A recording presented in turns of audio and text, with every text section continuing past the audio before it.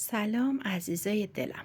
اومدیم با آموزش رج 10 مینی ماندالای قشنگمون. برای شروع رج طبق روال همه رجایی که تا الان داشتیم 4 تا زنجیره به عنوان پایه دوبل اولیه‌مون میزنیم. بعد میایم این پایه های ادغامی دوبل رو رها میکنیم روی این فضای زنجیره ای میایم 3 تا پایه دوبل نیمه میزنیم، یعنی یه دوبل نیمه رها میکنیم، دوبل بعدی رو هم به صورت نیمه میبافیم و رها میکنیم، 2 بار نخ رو میپیچیم و پایه دوبل سوم رو هم به صورت نیمه میبافیم. 4 تا نخ روی قلاب داریم، این 4 تا رو با هم یکی میکنیم. بعد از این 4 تا 4 تا زنجیره رو به عنوان فاصله میبافیم و دوباره همین بافت رو بچه ها اینجا روی همون فاصله زنجیره، ببینید تو همون فاصله 3 تا پایه دوبل نیمه رو میبافیم و بعد با همدیگه ادغام میکنیم. این سومین دوبل و بعد این 4 تا رو با هم یکی میکنیم. بعد از اینکه این بافت رو انجام دادیم بچه ها میام 4 تا زنجیره میزنم. میام یه دونه پایه دوبل رو به صورت برجسته از جلو روی این پایه های ادغامی وسط میبافم. یه دوبل ادغامی میزنم. ببخشید، یه پایه دوبل برجسته از جلو میزنم و 4 تا زنجیره فاصله. دوباره میام روی این فضای زنجیره‌ای بعدی 2 تا پایه ادغامی ترکیبی از 3 تا دوبل نیمه. ببینید این 2 تا دوبل نیمه، این دوبل سومم و اینو با هم ادغام میکنم.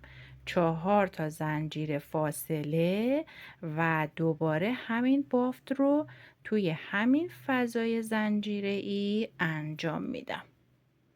این دومین دوبل، 2 بار نخ رو میندازم روی قلاب و 2 مرحلهش رو که کور کردم بعدش میام این 4 تا نخ رو با هم یکی میکنم. ببینید بچه ها بافتمون به این شکل در میاد. این بافتی هست که روی این گلبرگا انجام دادیم. حالا میام چیکار میکنم؟ میام روی 4 تا زنجیره میزنم. بعد از این کار 2 3 و 4 تا میام سراغ، ببینید من اینجا 2 تا فضای مثلثی دارم. این وسطش بچه ها، وسط این مثلث اینجا این 2 تا پایه رو میگیرم و یک پایه کوتاه برجسته از جلو دور اینا میزنم و دوباره 4 تا زنجیره به این شکل. و بچه ها میام همین بافت رو که اینجا انجام داده بودم روی این بافت انجام میدم، یعنی میام روی اینجا این 2 تا چیزا رو انجام میدم، پایه های دوبلی رو که ادغام کردم 4 تا زنجیره و پایه های دوبل ادغام شده رو میبافم و بعد میام روی گلبرگ وسطی 4 تا زنجیره، یه دوبل برجسته از جلو 4 تا زنجیره و رو پایه فضای بعدی که اینجا باشه هم این دوبلا رو دوباره میبافم و بین این دوتا همین 4 تا زنجیره، یه پای کوتاه برجسته از جلو و 4 تا زنجیره میزنم. این کاری که الان انجام دادیم بچه 3 بار تکرار میشه. یه بارش رو من براتون نشون دادم، یه بار روی این گلبرگ بافته میشه، یه بارم روی این گلبرگ بافته میشه. این کار تکراریه، من دیگه ضبطش نمی کنم که حجم فیلم بالا نره. این کار رو من براتون میبافم، میایم برای بافت بین این گلبرگ ها برای اینجا که یک بافت متفاوتی داره من میام اینجا رو بهتون آموزش میدم. پس من اینجا رو میبافم، میام براتون آموزش اینجاشو میگم. خب ببینید بچه ها من این بافت رو انجام دادم. این 3 تا گلبرگی رو که باید روی سر اینا بافتم بچه ها. خب حالا رسیدیم به این وسط گلبرگ‌ها. توی رج 10 برای وسط این گلبرگ‌ها چیکار میکنیم بچه؟ ببینید ما اینجا یه دونه پایه های دوبل اینجا داریم، یه پایه های دوبل هم اینجا داریم، یعنی 4 تا پایه دوبل. ما به محل اتصال 2 بار نخو میندازم گردن قلاب. بچه میام اینجا به صورت برجسته از جلو از اینجا یه دونه نخ میگیرم و یه دوبل میبافم. دیدید؟ اینجوری دوباره 2 تا نخ گردن قلاب و هیچ زنجیره‌ای بچه نداریم ما این وسط. دوباره میام ترکیب این دوتا رو میگیرم به صورت برجسته از جلو. بچه ببینید چیکار میکنم، یه بار دیگه انجام میدم. 2 بار نخ گردن قلاب، میام قلابمو از این ور رد میکنم، ببینید نخمو میگیرم میام بیرون و حالا به صورت برجسته از جلو اینو میبافم. پس شد اینطوری یه مثلث روی این دوتا مثلث ها بافته میشه. و الان تکرار بافتیه که داریم، یعنی میرسیم به این گلبرگ و همون بافتی رو که اونجا بهتون گفتم همینو تکرار میکنیم. اینم بافت رج 10 این مینی ماندالا هست. بریم برای رج 11. خب بچه من این رج 10 رو کامل بافتم و تمام شد. ببینید انتهای رجم وقتی یه پایه دوبل رو برجسته از جلو رو زدم روی این، به این 4 تا زنجیره اول رجی که زدم یه بست میزنم. خب الان برای شروع بافتم میام چی کار میکنم؟ توی رج 11 میام 4 تا زنجیره میزنم برای شروع رج. خب بچه بعد از این 4 تا زنجیره 4 تا زنجیره میزنم و میام اینو تبدیل میکنم به پیکوت. بچه ببینید قلابمو از اینجا وارد میکنم، نخ میگیرم و اینو رد میکنم. به این صورت یه پیکوت میزنم، 4 تا زنجیره میزنم و میام چیکار میکنم؟ میام روی این پایه بعدی برجسته از جلو یه پایه کوتاه میزنم. بچه ببینید اینطوری میشه.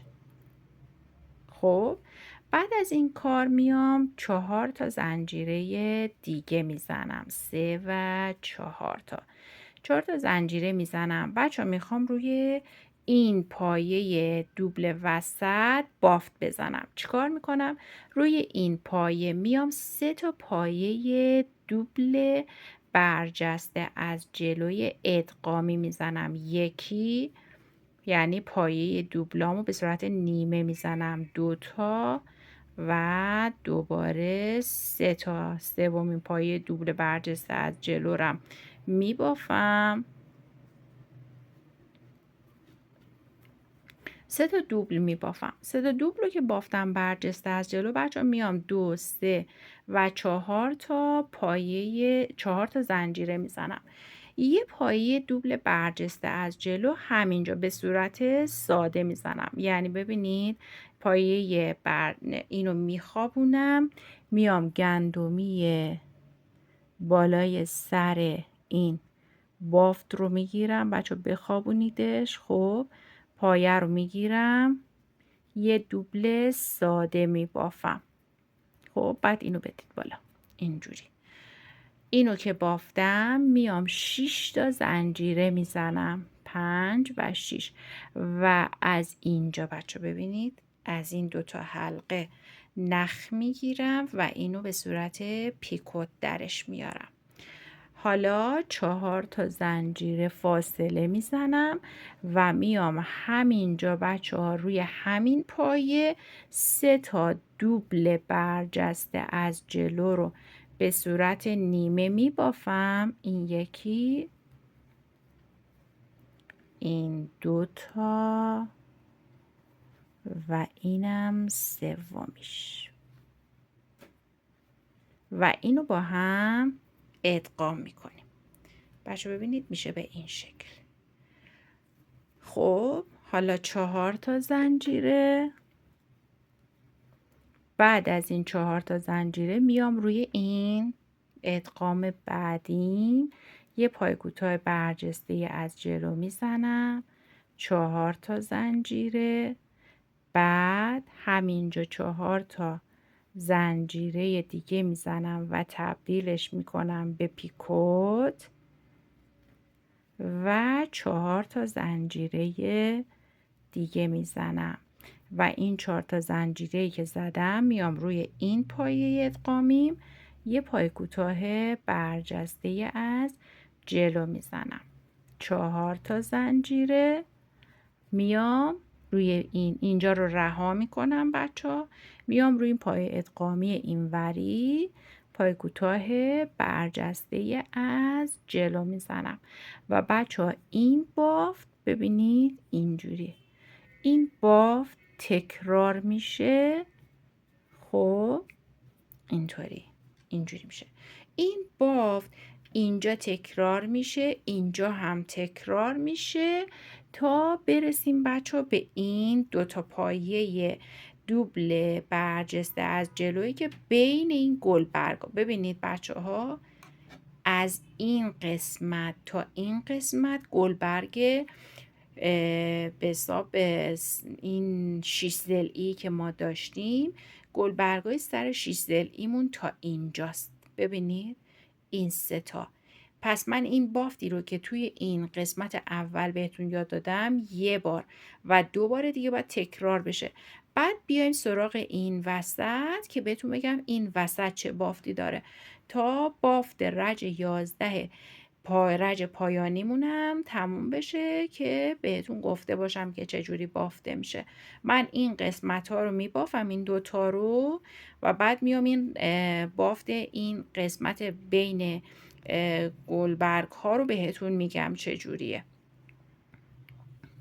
خب بچه ببینید من اینجا رو بافتم و رسیدم به این فاصله بین گل ها.